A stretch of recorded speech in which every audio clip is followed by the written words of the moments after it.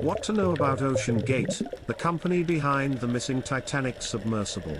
Eager to test a submersible 1 month before its first trip to the deep-sea ruins of the Titanic, in the spring of 2018, Ocean Gate hit a snag, lightning storms and harsh winds that battered the Bahamas for weeks and rendered the test impossible, according to the company's blog.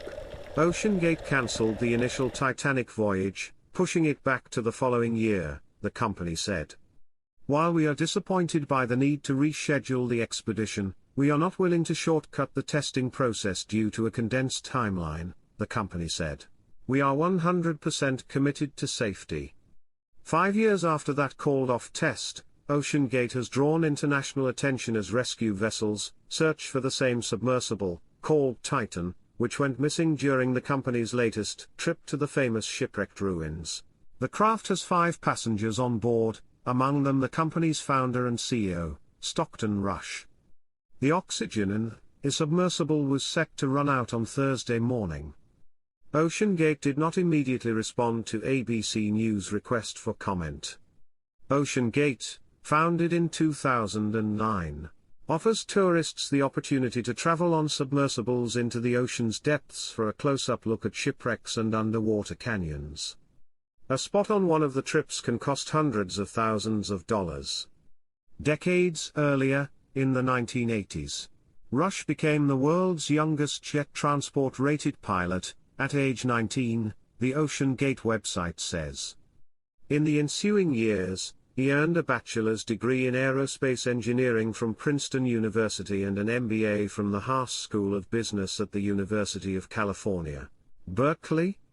Rush said he launched Ocean Gate after an epiphany that the deep sea offered a sense of discovery he once thought only attainable for astronauts, according to an instructional video taped in collaboration with the nonprofit Earth Echo International in 2020. I had a realization in my early 40s that what I really wanted to be was an explorer, Rush said. All those things that I thought were in space were actually in the ocean. Seeking investment, Ocean Gate raised nearly $500,000 in 2014 and $19.3 million in 2020.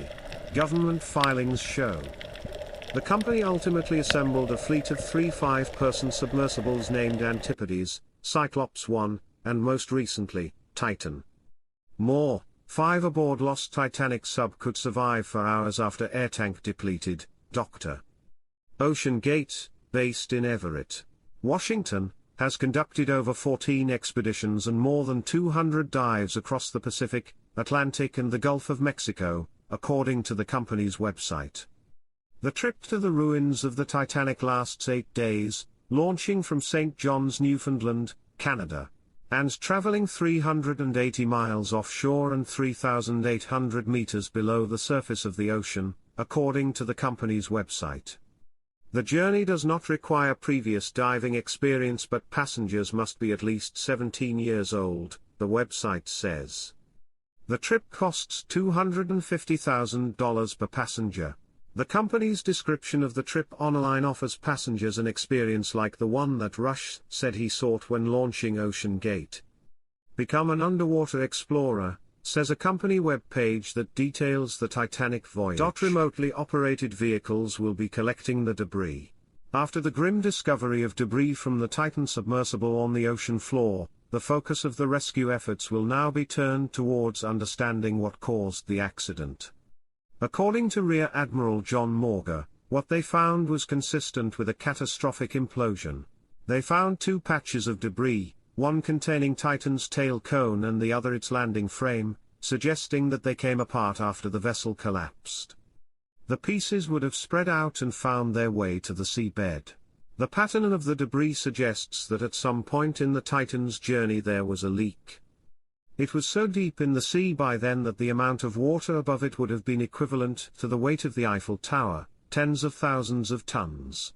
The people inside are kept safe by the hull. But if there were a rupture to the structure, the pressure outside would compress the vessel and disintegrate its carbon fiber body. To answer the question of why this happened and what could have been done to prevent it, investigators will be gathering every piece of the debris they can find, according to Ryan Ramsey, former submarine captain in Britain's Royal Navy. There is no black box, so you are not going to be able to track the last movements of the vessel itself, he says.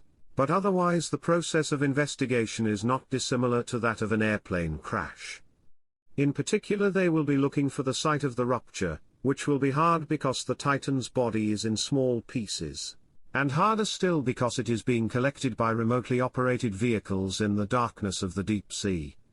On its website, OceanGate also says that the vessel's hull was fitted with a real-time hull health monitoring system.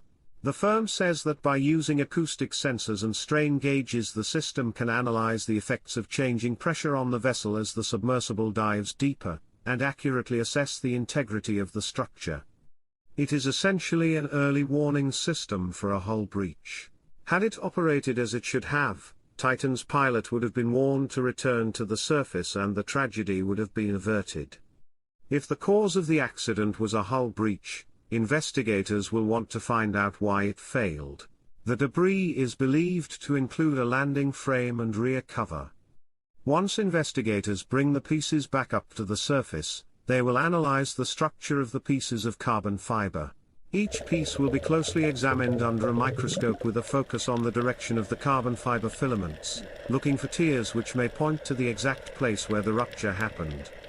If the investigators find out that a leak did indeed occur, then the critical question will be whether it was because of a lack of proper testing, as some experts have suggested. Most merchant vessels have to be certified, which is a process whereby an external body inspects it to see if certain standards are met. This was not the case with OceanGate. The firm said that was because it was an experimental vessel and so innovative that current assessment methods would be inappropriate. But that view has come into question in recent years. That might be fine if you are an exploratory craft pushing the boundaries for research, said Professor David Andrews of University College London.